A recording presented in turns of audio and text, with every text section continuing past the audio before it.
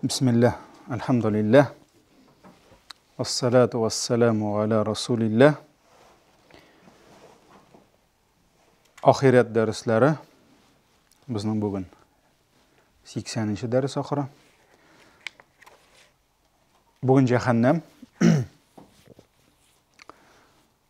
həm cəhənnəmdə kişilər nindi rizqlar aşıyacaq, nindi sular içəcək, həm nindi kiyimlər giyəcək. Aldan oğaytam, bu indi не для слабонервных. Әмма Qur'anda bunun турында бик күп аятлар бар. Пәйгамбәрбез саллаллаху алейхи ва салламның бик күп хадисләре бар. Димәк, bu әйберләрдә безнең өчен, безнең күңелләр, калепләр өчен, иманыбыз өчен бик күп файда бар.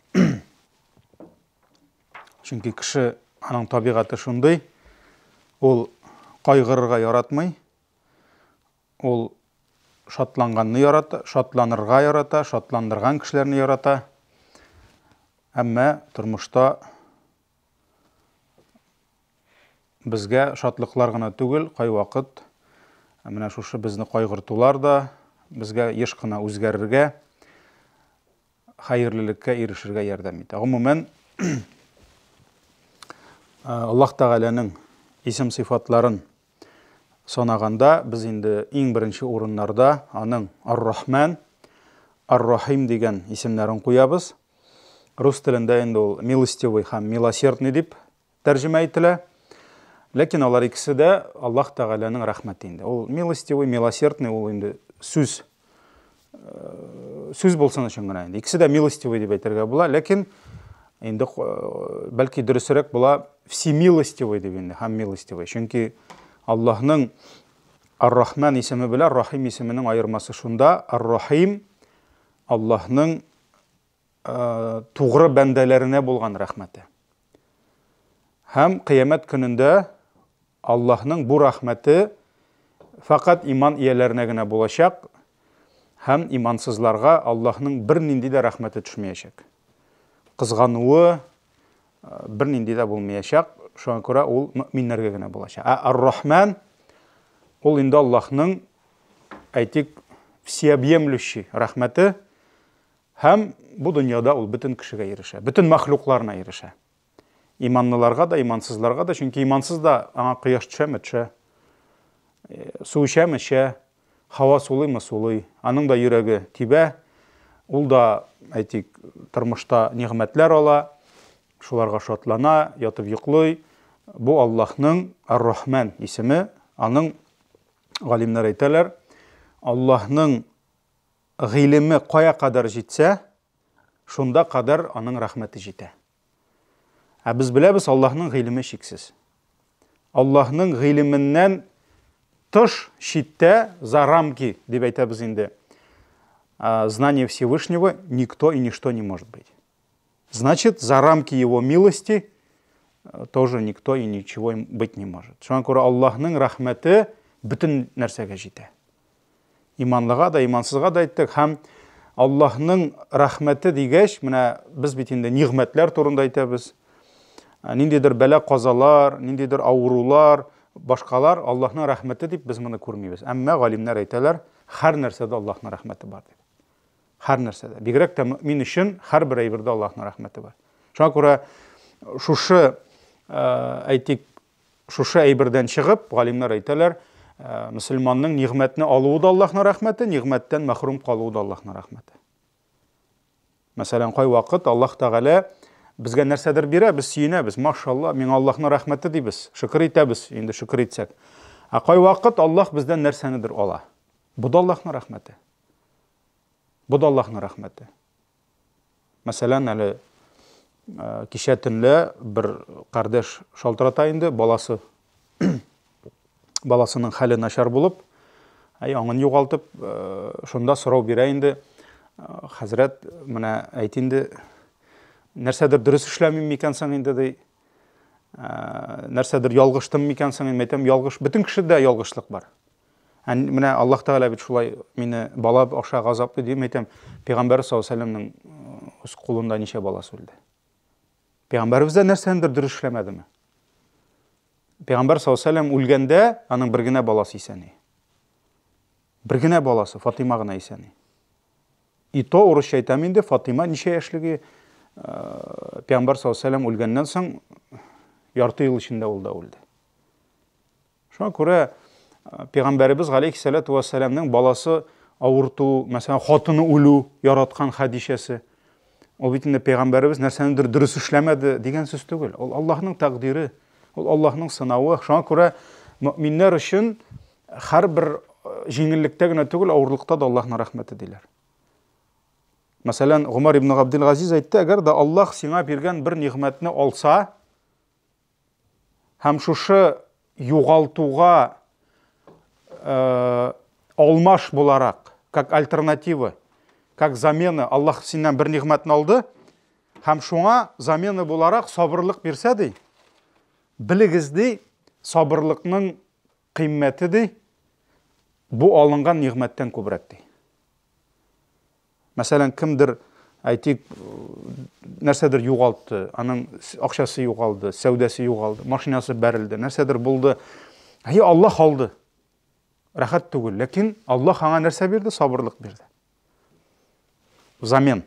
Алды да бирде. Нәрсә бирде? Сабырлык. Да, тотып булмый, күрсәтеп булмый, бастырып куеп булмый, чыгарып ишек алдына куеп, сыкланып, майкадан соң булмый. Күренмей. Ләкин Омар ибн Абдул-Азиз нәрсә диде? Бу бирелгән ниғмәт теге киткәненнән яхшырак ди. Шуңа күрә асылда саулык та мөселман өчен Аллаһның рәхмәте. Авыру да мөселман өчен Аллаһның рәхмәте. Ниғмәтне алу да Аллаһның рәхмәте, ниғмәттән мәхрүм калу да Аллаһның рәхмәте. Мәсәлән, кемнәрдер әйтә, менә үзе мөселман ди, үзе рак белән үлде ди. Аллаһның рәхмәте. Мәсәлән, Пейғамбар саллаллаху алейхи ва саллям әйтте, кемне эше үтерсә, кого убьет желудок, тот в раю диде. Ул шахид диде. Ләкин Пейғамбарыбыз бит эше дип әйтте. Бәтн диде. Бәтнга керә, бавырда, бөйрдә, почкада керә, ашказаны да керә, язвасы да керә, гастриты да керә, анда рагы да керә, башкасы да керә. Шуңа күрә үпкә авыруы турында әйтте, мәсәлән.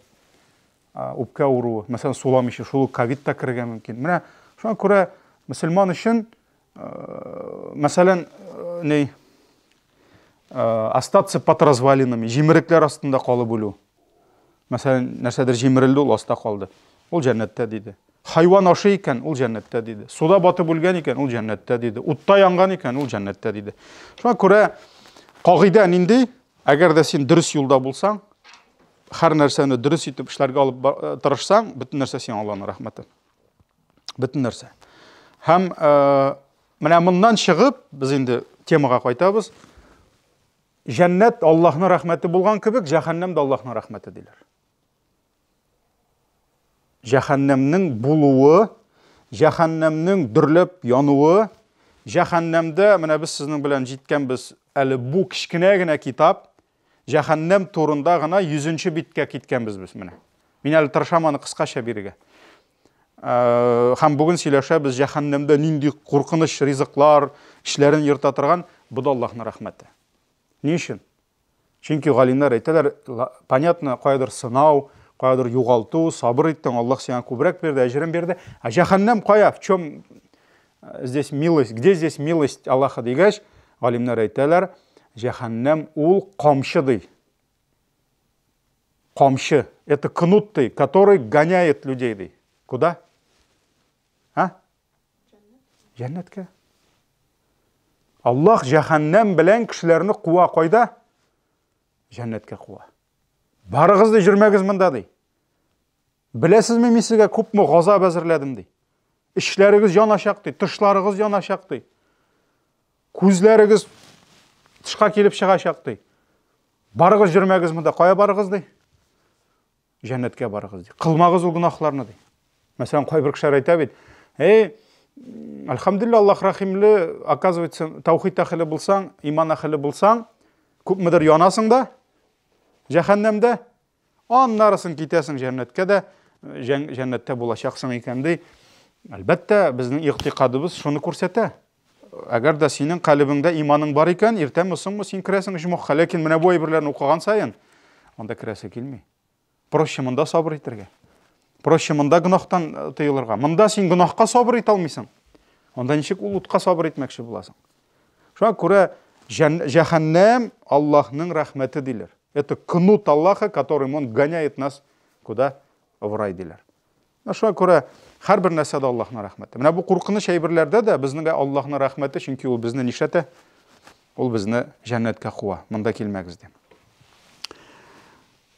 Темага керәбез. Җәһәннәмдә ризык. Җәһәннәмдә ризык. Әлбәттә, җәһәннәмнең рацион дип әйтәбез, меню анда бер җүн әйбердә булмый, җәһәннәмдә вообще бер җүн әйбердә юк. Анда газап өстенә газап һәм ничек кенә без җәһәннәмне күз алларга тырышсак та, без аны берничек тә күз аллап бетерә алмыйбыз. Шуңа күрә җәһәннәмнең бар ризыклары, ашамлыклары, җәһәннәмнең бар ишемлекләре. Җәннәтнең ашамлыклары булып, ишемлекләре булган кебек җәһәннәмнеке дә бар. Һәм җәннәтнең шул ук ишемлекләре, ничек иттереп алар гарыш астыннан агып, Фирдәүстән агып төшәләр. Ничек итеп алар арасында аппак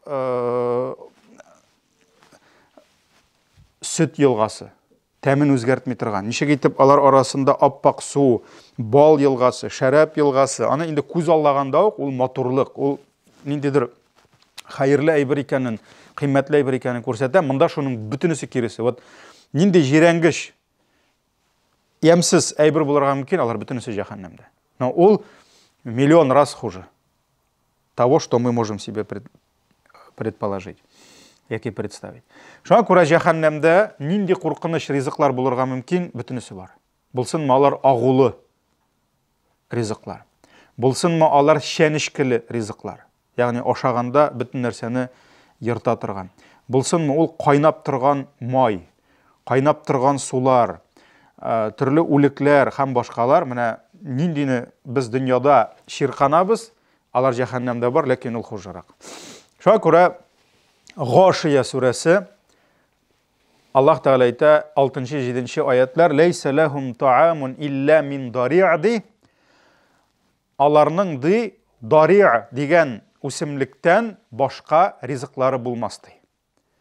Дари' ул шабрак дигән үсемлек бар. Ул инде әйтелә,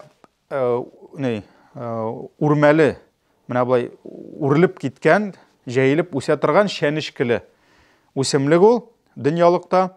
Һәм шул кипкәч аның исеме үзгәрә. Ну, это, ничек әйтергә, богатство арабского языка.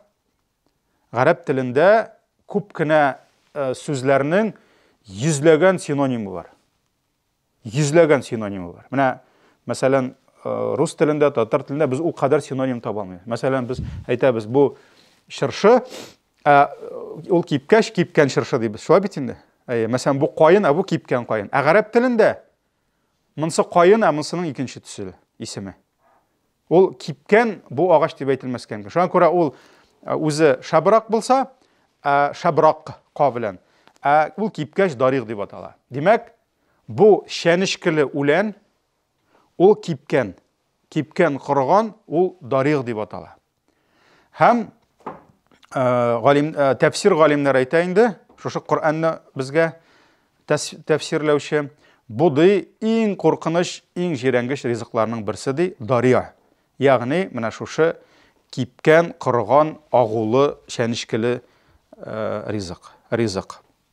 Әлбәттә, аны ашаганнан ләззәт беркемдә алмый, канәгатьлек алмый, киресенчә ул зур газап булып тора һәм кешенең ишендәге бөтен әгъзаларын йыртып, үзеп, җәрәхәтләп бетерә һәм кеше шуны ашаганнан зур газап ала. Бу дариғ булды. Тагын бер җәннәтнең ризыгы заккум агачы. Заккум дип килә. Инна шаҗарата заккум, монсы инде Духан, Төтен сүрәсе 43, 44, 45, 46 аятлар. Дөреслекдә ди, заккум агачы таамул афим ди. Ул ди гынахлы бәндәләрнең ризыгы булыр ди җәһәннәмдә. Кал мухли ягли фил бутун ди. Һәм ул кайнап торган май кебек ди, кешенең ішенә кергәч, шул кайнап чыгыр ди. Менә шушы заккум дигән агач кергәч, ул аның җимеше ішендә кайнап чыгыр ди. Кәгалил хамим ди. Һәм ничек итеп, менә казанда су кайнап чыккан кебек, ул кешенең ішен яндырып, ішендә кайнап чыгыр ди. Кайнап чыгыр ди. Менә бу заккум дип атала. Заккум. Аның турында шулай ук Саффат сүрәсендә Аллаһ Тәгалә әйтә: "Инна джаалнаха фитнатан лизалимин" ди. Без моны залимнәр өчен ди бер алдану, бер фитна иттек ди. "Иннаха шаҗаратун тахруҗу фи аслил җахим" ди. Һәм ул агач ди җәһәннәмнең нигезеннән үсеп менә ди. Асл, ягъни из основы ада ди, вырастает. Менә бу заккум дигән агач каяндыр астан җәһәннәмнең ишеннән үсеп чыга. Һәм нәрсә ди? Тал'уха кааннаху руусу шаятин ди. Һәм аның җимешләре ди ул агачның шайтан башлары кебек ди. Шайтан башлары кебек. Подобный головам шайтанов ди. Но менә даже монда дагын шайтан дигәч, безнең күз алдыбызга бит инде барыбер матур әйбер килми, шулаймы? Күркәм әйбер фәрештә түгел бит ул шайтан. Ләкин кемнең шайтанны күргәне бар? Беркемнең дә күргәне юк шайтанны. Юк, шулай бит. Һәм Аллаһ Тәгалә белә, безнең шайтанның кыяфәтен күргәнебез юк, әмма барыбер ул әйтә, аның җимешләре ди, бу головам шайтанов ди, ягъни шайтан башлары кебек. Монда теге Голливудтагы, кинолардагы шайтаннар түгел. Ниндидер мөгезле, сакаллан да, улы борынлы шүрәлеләр түгел. Ансаның просто кешеләрнең ниегенә, әйтик, хыяллары гына, фантазиялары. Монда сүз бара инде куркыныч шушы затлар шайтаннарның башлары кебек булыр ди. Фа иннахум ла акилуна минха фамалиуна минха албутун ди. Һәм шунда җәһәннәм әһелләре ди, шушы җимешләрне ашарлар ди, һәм корсакларын тутырырлар ди. Корсакларын тутырырлар ди. Тәфсирдә килә, заккум ди, ул төбе белән җәһәннәмнең иң тамырлары белән иң аскы катына үсеп чыккан зур агач ди. Зур агач ди. Һәм ул шул кадәр зур ди, хәтта аның ботаклары җәһәннәмнең тышына хәтлек чыгып торыр ди. Чыгып торыр ди. Аның ди шул кадәр күңелсез, ямсыз җимешләре булыр ди. Ул җимешләр шайтан башы кебек булыр ди. Һәм безнең шайтанны күргәнебез булмаса да, әлбәттә бу ниндидер күңелсез, ямсыз бер әйбер булачак инде. Шуңа күрә ул агач үзе бер куркыныч, аның җимешләре үзе бер куркыныч ди. Әле ди ул гына түгел, алар ди шул хәтлек агулы, шул хәтле тәмсез булырлар ди. Һәм менә монда сорау туа. Бар җәннәттә ашау, бар җәһәннәмдә ашау. Эшу ашау. Менә ни өчен без сезнең белән сорау биргән идек, җәннәттә кеше ашый һәм эчә. Ни өчен? Җәннәттә кешеләр ачлык һәм кибүгү дигән әйберне белмәячәкләр. Кәүсәр елгасыннан эчкәннән соң люди потеряют вот эту слабость быть голодным, чувствовать голод и кибүгүнең алар бер нәрсә сусау нәрсә икәнен белмәячәкләр алар. Жажду они не будут знать, что такое после кәүсәра. Ләкин җәннәттә ашаячаклар. Мондый җимеш, тегенде җимеш. Ни өчен? Тәмле булганга. То есть кешеләр ашаячак просто чтобы наслаждаться. Кешеләр ашаячак ләззәт алырга шул җимеш. Уларны ашый чөнки тәмле. Ашый тәмле тагын, ашыйсы килгәнгә түгел. Бу дөньяда кешенең ашыйсы килә, ансы да бар әле. Җәһәннәмдә сорау, нигә кешеләр ашый? Нигә ашый? Җәһәннәмнең аппетитный җимешләре булмый. То есть внешность адских плодов будет страшным. Ул карагач куркыныч булачак. Ул җәннәттәге теге фил кулагы кебек, җиләк җимешләр төшкән, алар синең авызыңа килеп торалар. Андай бер юк. Все наоборот. Ул куркыныч. Ул син беләсең, синнән ашасаң, ул синең бөтен эшеңне йыртып бетерәчәк, яндырып бетерәчәк. Ләкин кеше нигә ашый? Чөнки монда тагын бер газап була. Это адский голод и адская жажда. Аллаһ Тәгалә җәһәннәмдә шундый бер газап бирә, кешеләр бик каты ач булачаклар. Һәм ачлыктан аларның тәннәре авыртачак. Аларның эшләре авыртачак бик каты. Һәм аларның шул кадәр ачлык аларны газаплаячак, алар шушы шайтан башы кебек җимешләрне алып нишләячәкләр? Тутырачаклар. Тутырачаклар. То есть алар шулай булса да, шуны тутырып булса да, нәрсәдән кытылмакчы булалар? Әз булса да, ачлык дигән газаптан алар кытылмакчы булалар. Ачлык ул бик авырта. Әлхәмдүлилләh, минем аны күргәнем юк. Ләкин моннан 100 ел элек булган 21-нче елга ачлыкны гына алсаң да, шул ук Әдәмнәр пьесасын укып карасагыз да, күрәсез, кешеләр ачлыктан акыллары китеп, башлары китеп, инде кешеләр кеше ашый башлаганнар. Шулай бит? Не то, что анда пси, это. То есть ачлык бу кешене, ул кешенең акылын ала. Кеше нишләргә белми. Шуңа күрә җәһәннәмдәге ачлык ул бик куркыныч булачак. Һәм шушы куркыныч авыртуны басыр өчен алар шушы җимешләрне тутырачак. Ләкин ул җимешләрне капканнан нәрсә? Аларның газап тагын да артачак. Тагын да артачак. Ни өчен? Чөнки Аллаһ Тәгалә Куръани Кәримдә әйтә, ул ди, бу җәһәннәм җимешләре ди, ла югни мин җуг ди. Аларны ачлыктан кытылдырмый ди. То есть ачлык авыртуыннан, ачлык хисеннән нәрсә? Ул аларны ди кытылдырмый ди. Шуңа күрә ачлык басылмаячак.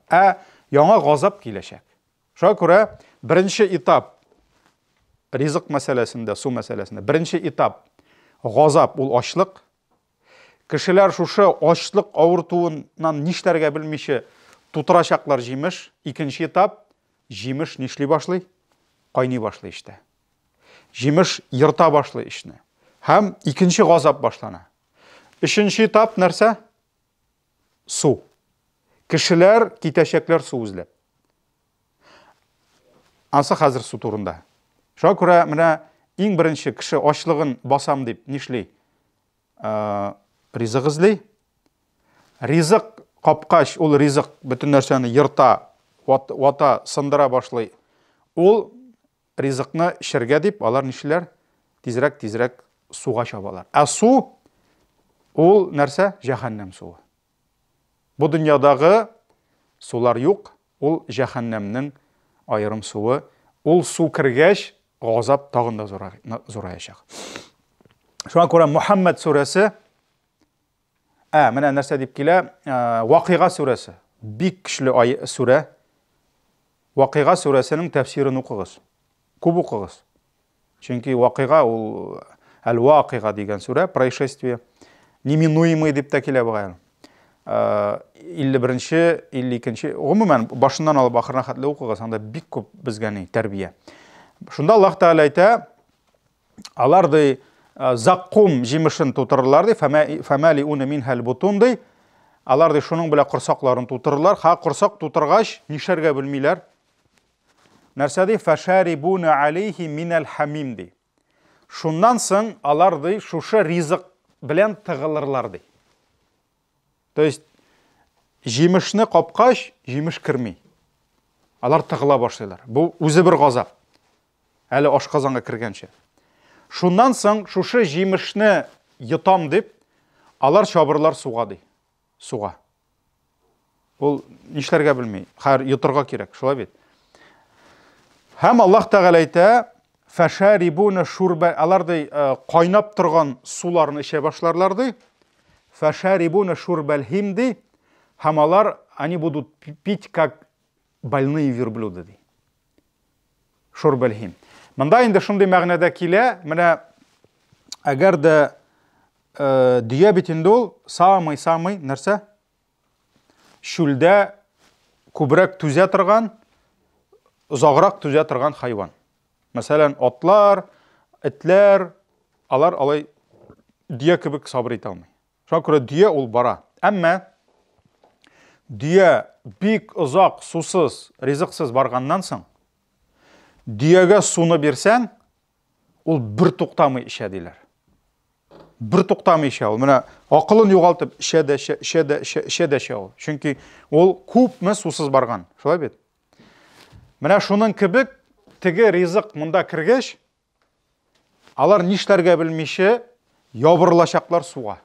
Һәм тігі юлда бик ұзақ ішмәген ауыру диялер кебек, алар суны тутыра башлаячаклар.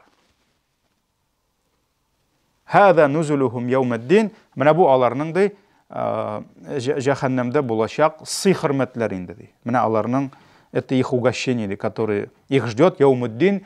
Яумаддин инде кыямәтнең бер исеме, день воздаяния инде. Ул кылган эшеңнең газабын ала торган көн. Менә шулай иттереп, булар бер туктамый үзләренә су сала башлаячаклар.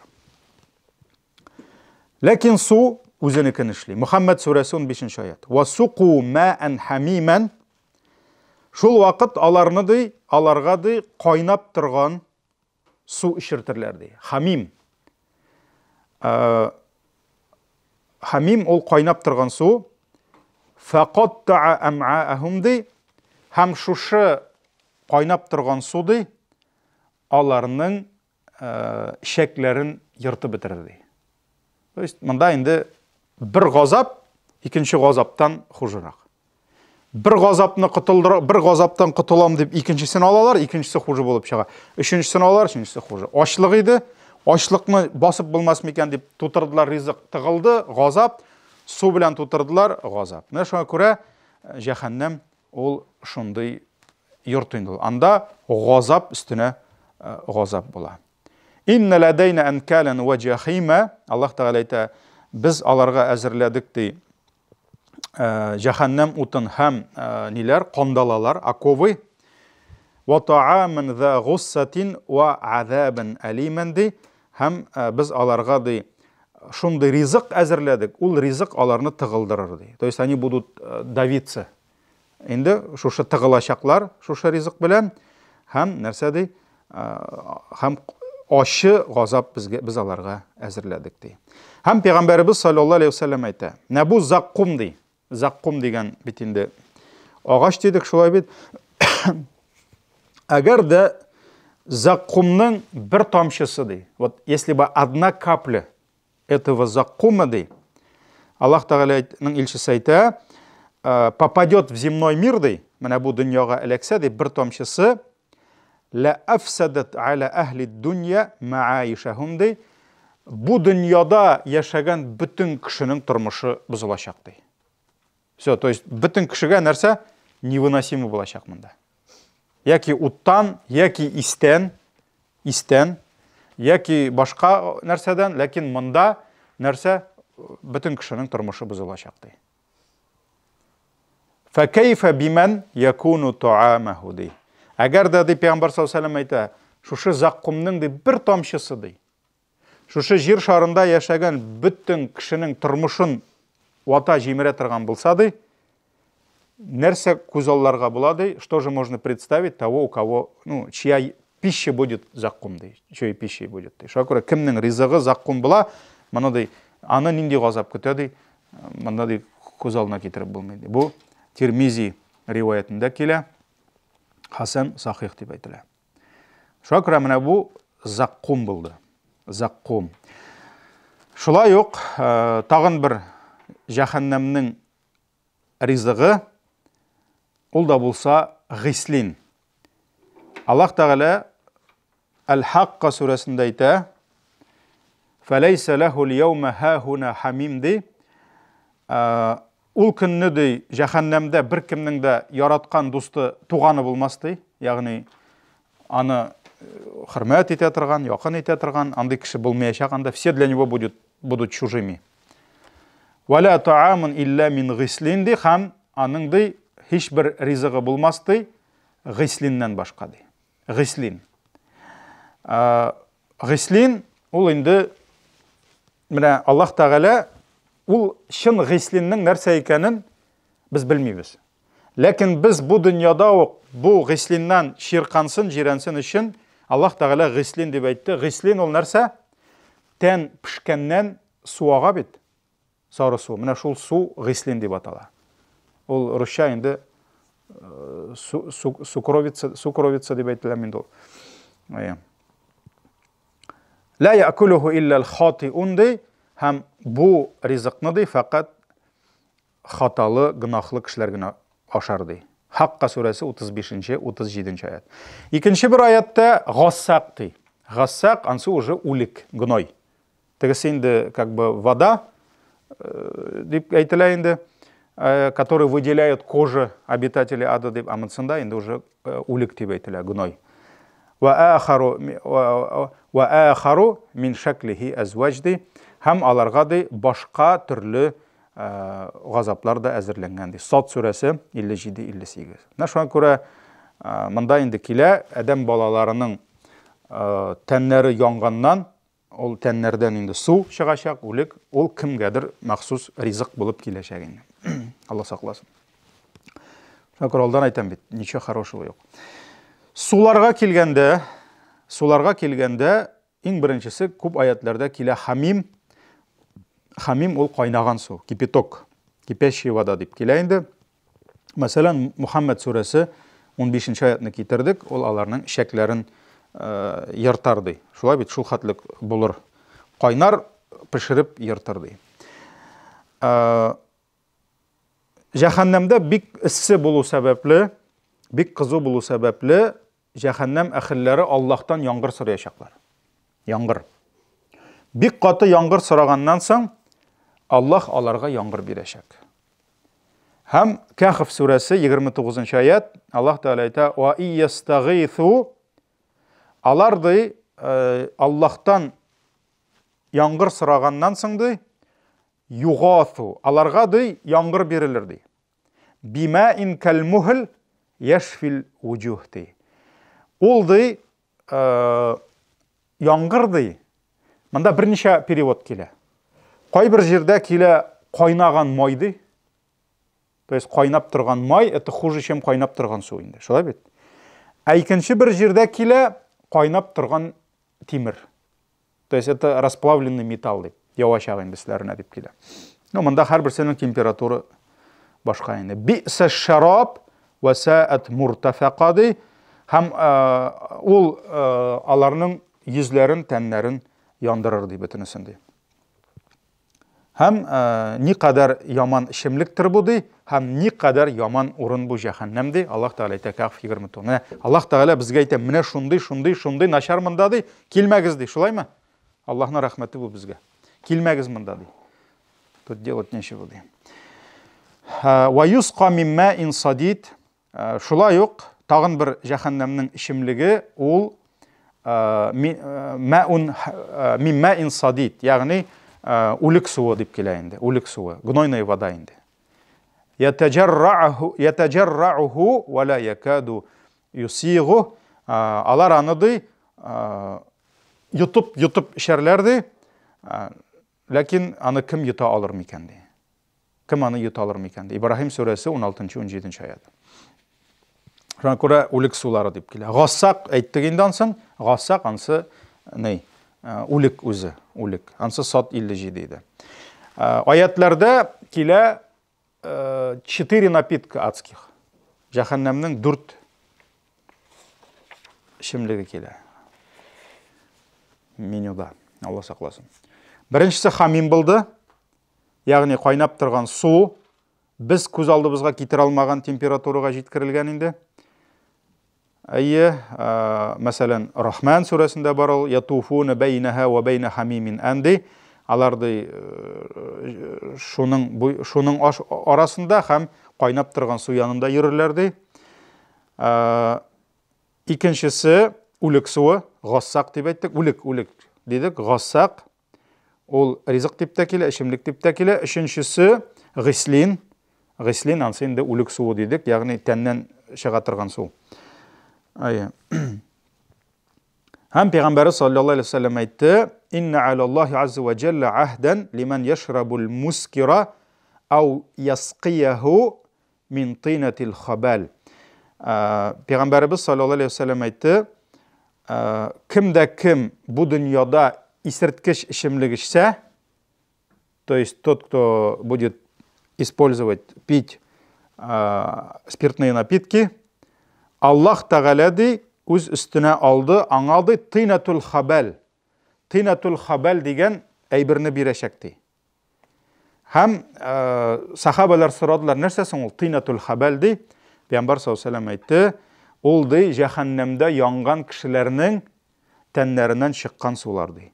Нашуларны кім bu dünyada aрақ ішә, анда вино, шампанский, ну неважно, спиртной, анда пиво, аларға дей значит, алар жаһаннамда була, демәк жаһаннамда аларға биреләчәк тинатул хабәл. Хабәл. Бу инде шушы кешеләрнең тәннәреннән агып чыккан сулар булачак инде. Тинатул хабәл дигән, менә бу үлек суы турында сүз бара. Дүртенче эчемлек, демәк кайнаган су, үлек суы, менә бу тинатул хабәл. Дүртенчесе май. Май, кайнап торган май. Абу Саид аль-Худри әйтә, Пәйгамбер саллаллаху алейхи ва саллям әйтте ди, кәакари зәйт. Жаһаннамның бу суы ди, бу ишемлеге ди, менә шулай аста калган, нәрсәдер кыздырганнан соң төптә калган май кебек ди, булыр ди. Кайнап торган май кебек ди. Фа иза қаррабаху иля ваджхихи сақатат фарвату ваджхихи фихти. Һәм аны ди, әле шу түгел, аны ішергә китергәндә үк, аның аннан шыққан утты, аның битен төшерер ди. Ягъни битендәге тиресе янып төшер ди. Әле ішкән шук, әле уларның шертәселәре бар әле. Һәм Ибн Аббас әйтә инде, ул ди куйы, менә майның төбендә калган кебек ди, куйысы ди, кайнап торган шушы нәрсә ди. Шуңа күрә бу инде җәһәннәмдәге ишемлекләр инде. Һәм әле тагын бер нәрсә бар, ул бит бу дөньяда, мәсәлән, элек бит инде патшалар бик каты газаплаганнар кешеләрне нәрсә белән, май белән. Мәсәлән, Фиргавун шулай эшләде. Зур казанда май кайнатты да, кешеләрне шул нигә инде майга салды. Ләкин кеше анда үлә. Шулай бит. Күпмедер сизә дә ул үлә, чөнки организм ул хәйберне нит алмый, күтәрә алмый, шулай бит. Җәһәннәмдә үлеп булмый. Вот проблема шунсы. Чөнки Аллаһ Тәгалә әйтә, һәрбер яктан аларга үлем килер ди. То есть с каждой стороны к ним придет причина смерти ди, но они не будут умирать ди. То есть бу ишемлекне ишкән булса, бу дөньяда үлгән булыр. Бу җимешне бу дөньяда ашаган булса, үлгән булыр. Бу хатлы кызуны монда күрсә, үлгән булыр. Бу майны китергән булсалар, үлгән булыр, анда үлеп булмый. Ни өчен? Чөнки үлсәң туктый газап, ә монда үлми кеше. Яңадан бастан үлеп үтсәң. Шулай ук кайбер безнең 5 минут калды. Кайбер, мәсәлән, гынахлар өчен Аллаһ Тәгалә җәһәннәм генә түгел, җәһәннәмдә шундый ризыклар булыр, һәм шундый ишемлекләр булыр дип әйтте. Шуларны гына тиз генә әйтеп китәм. Мәсәлән, Аллаһ Тәгалә әйтә: "Иннәлләзина яъкулуна амвалал ятама зулман, иннама яъкулуна фи бутунихим нарады." Кемнәр ятимнәрнең малын гаделсезлек белән, зулымлык белән ашасалар ди, алар үз корсакларына ут ашыйлар ди. Ягъни алар инде ут ашатачаклар аларга җәһәннәмдә. Ни өчен? Ятимнең малын ашаган өчен. Кем ул ятим? Сирота. То есть это тот, кто не имеет отца. Даже ятим бер баланың, балаларның әниләре булып та, бик шундан да бизнес-вуменнан да, ниндидер крутой нәселдән акчалы әтиләре юк икән, алар ятим. Ятим. Чөнки барыбер санала нәрсә?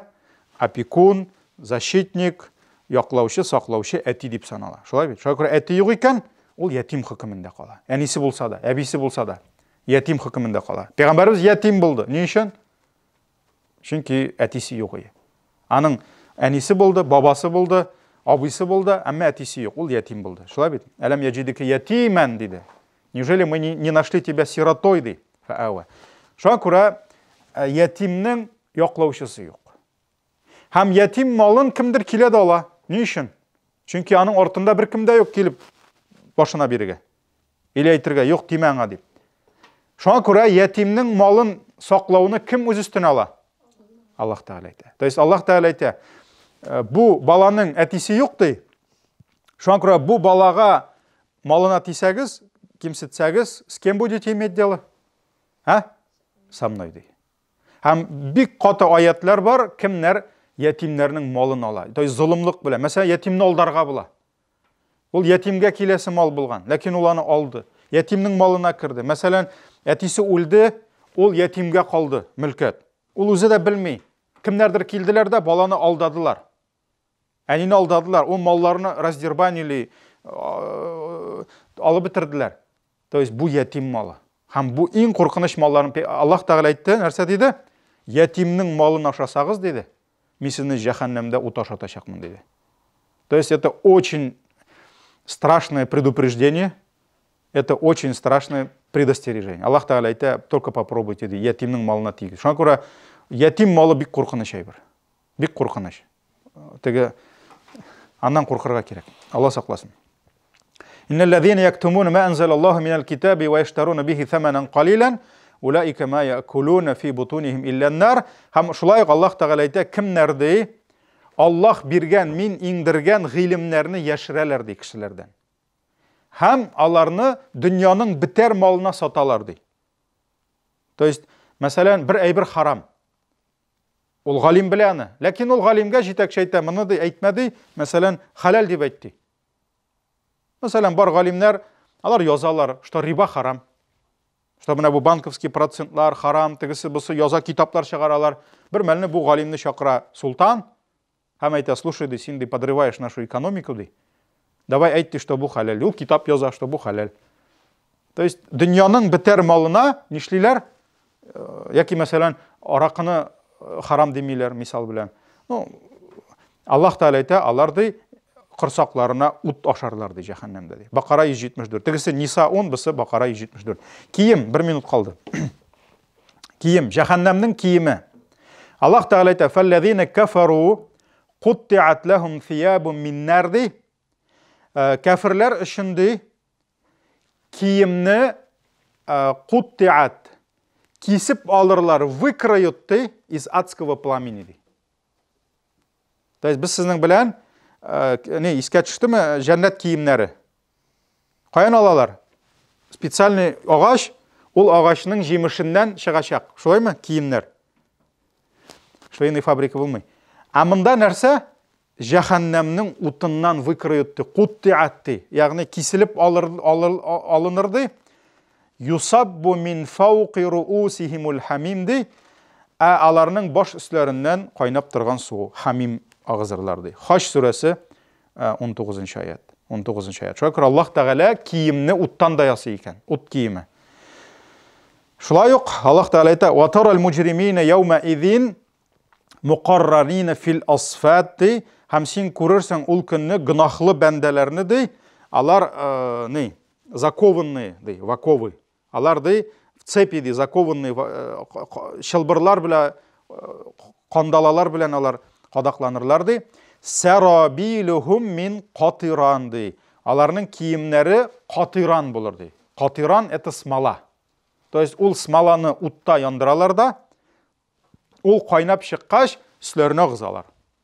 Һәм ул үсләрендә катып, анда газап белән инде калачак. Менә бу аларның киеме булачак. Катиран. Ва тагша вуҗухахумун нар. Һәм аларның йөзләрен ут каплап алыр ди. Ну, катиранны инде төрлечә әйтәләр. Тәфсир галимнәре нинди материалдан булачак ул? Кайбер җирдә әйтелә, инде это будет расплавленная медь дип әйтелә. Расплавленная медь, ягъни бакырны эритеп, шул бакырны үсләренә кайдар кургаш дип тә килә инде, кайдар кургаш дип тә килә. Шулай ук бер хадисны әйтәм дә, Пәйгамбәр саллаллаху алейһи ва сәллям әйткән, мәсәлән, әгәр дә елаучы, кычкырып елаучы, элеккеге халыкларда булган шундый профессия плакальщицы. То есть бер семьяга газап, хәзер дә аны әйтәләр, кайбер Азия илләрендә бар диләр. Үзбәк, таджик якларында ул булган электән элек борынгы профессия плакальщицы. То есть бер өйдә хәсрәт булса, кеше үлсә, алар килгәннәр дә дип кычкырып елаганнар. Киемнәрен йырта-йырта. исламда бу катгый рәвештә тыелган. То есть еларга ярый күз белән, кычкырып, елау, газапта, ягъни хәсрәт килгәч ярамый. Шуңа күрә Пәйгамбәр саллаллаһу алейһи ва сәлләм йөрәк кайгыра, күз елый диде, авыз түгел диде. Проблема авыз. Авыз диде. Һәм Пәйгамбәр саллаллаһу алейһи ва сәлләм әйтте, әгәр дә кычкырып елаучы ди, менә шушы кычкырып елаучылар турында сүз бара, үлеменә кадәр тәүбә итмәсә ди, Аллаһ кыямәт көнендә аңа катыраннан озын күлмәк кидертер ди. Катыран менә шушыны агызып өстенә. Һәм җәһәннәм утыннан кисеп күлмәк тегер ди, күлмәк бирер ди. Җәһәннәм утыннан кисеп күлмәк бирер ди. Әгәр дә тәүбә итмәсә ди инде. Менә шуңа күрә бу кайбер аятлар һәм хадислар булды инде. Нәрсә? Шушы кайсы гамәлләр өчен конкрет җәһәннәмдә ниндидер газап, ризыклар һәм ишемлекләр вәгъдә ителгән инде. Аллаһ сакласын һәрберебезне, гаилә әһелләребезне, балаларыбызны, киләсе нәселләребезне, әти-әниләребезне, әби-бабайларыбызны җәһәннәм газабыннан Раббым җәһәннәмгә илтә торган, җәһәннәмгә якынайта торган, Аллаһ безне сакласын эшләрдән, сүзләрдән, игътикадлардан, һәм инде Раббым безгә җәннәт бирсен, җәннәткә якынайта торган сүзләрдә, гамәлләрдә булырга насыйп итсен. Субханакаллаһумма бихамдик, шаһаду ан ла илаһа илля анта, астагфирука ва атубу илейк.